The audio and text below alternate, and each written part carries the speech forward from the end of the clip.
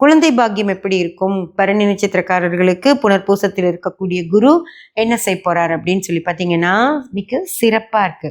ஓகேங்களா? அவங்க விரும்பி தான் திருமணம் பண்ணிக்கிறாங்க. ரொம்ப ஆசைப்பட்டு திருமண வாழ்க்கை மேல ஆசை. வர்ற பொண்ணு, பையன் எப்படி இருந்தாலும் தான் திருமணம் செஞ்சுக்கிட்டு ஒரு நல்ல வாழ்க்கை வாழணும் அப்படின்னு சொல்லி ஆசைப்பட்டுட்டு இருப்பாங்க.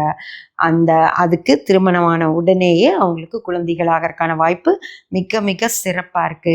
அதே போல தான் காதலர்களுக்கும் அவசரப்பட்டுறாதீங்க. உங்களுக்கு திருமணம் நடக்கும். திருமணம் நடந்ததுக்கு அப்புறமா தான் நீங்க குழந்தை வச்சுக்க முடியுமோ தவிர, அதுக்கு முன்னாடி எதுவும் அவசரப்பட்டுறாதீங்க.